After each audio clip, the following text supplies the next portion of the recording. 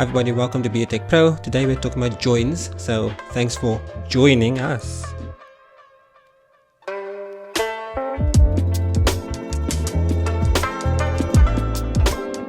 So one of the most important things in SQL is joins. Okay, so you're going to be working with multiple tables, won't always be one, so you're going to be joining onto tables in different ways, right? So you're going to have your from statement, as you see over here, and then you're going to join onto a different table. So let's say we have table A and we have table B that we want to join to. So what are the different types of ways you can join this table?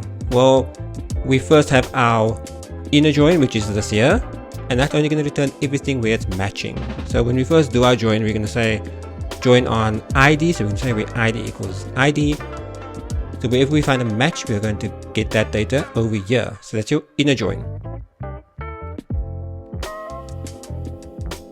But now maybe you only want the records from the left hand side, whether it matches or not. So you can use a left join. So you can see in this instance, the left would be table A. So it's going to return everything on that side. The opposite of that's going to be a right join. What's that going to do? Return everything on the right. You also have the option of returning everything on the right that's not matching. So if you modify your statement to look like this, which basically means return everything that didn't have a matching row. So you can see everything if it's null, and this is everything that's not matching on the left hand side. So that's your left join and your right join, and then your inner, which is your matches. Now the other thing that you also have is your full join, or some people say full outer join. Same thing with the left and right. You can say left outer join or right outer join. You can say full outer join. I just put left join, right join. It's the same thing. Some people are very pedantic about it. I'm not at all. It still works, but it's up to you. So I'm just going to put a full join over here. And so what's a full join going to do? It's going to return everything on the left that's not matching, everything on the right that's not matching, and the inner as well. So it's actually a combination of the left, right, and your inner join. And just like on the left and right, if you wanted the records on the left and the right that's not matching, we would have a statement like this.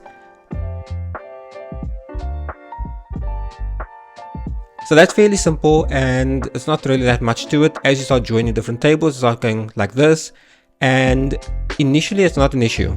Now, one of the things that people don't realize with joins is that it actually affects your performance as well. So let's say we have this table over here. It has 10 rows, and we have this table which has 1,000,000 rows. When it gets joined together, it's 10 million rows. The result of those tables being joined together is called your Cartesian product. So you'll see it be 10 times 1,000,000, which gives you 10 million rows. So what happens is that this query over here actually gets run 10 million times.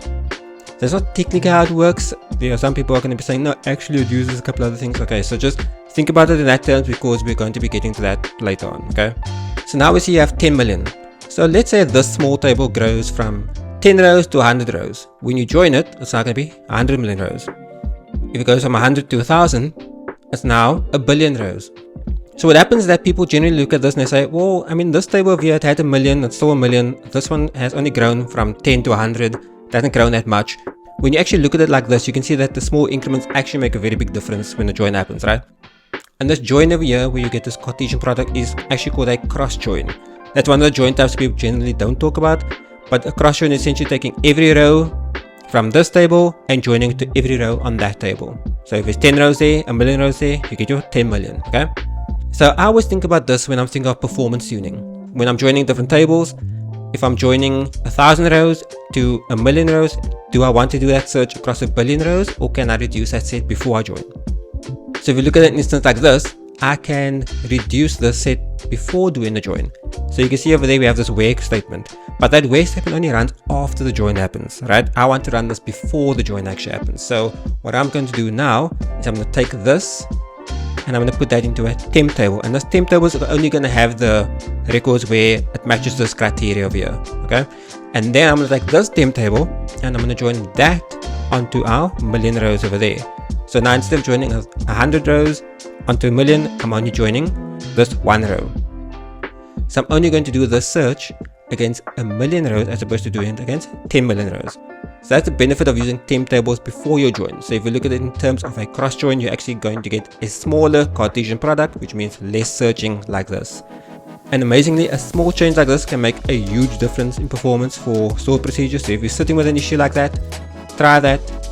Maybe even try using an index on your temp table if it's a very big set. but usually if it's more like this, you usually don't need it. Performance tuning is really a art and a science, so you have to try different things to see which one works better, but always consider your cross join and your Cartesian product to see how many rows you're going to be searching against. Thanks again for joining us in this session. Hopefully you'll join us again in the next video. If you want to watch some more, click there or there, and I'll see you in the next one.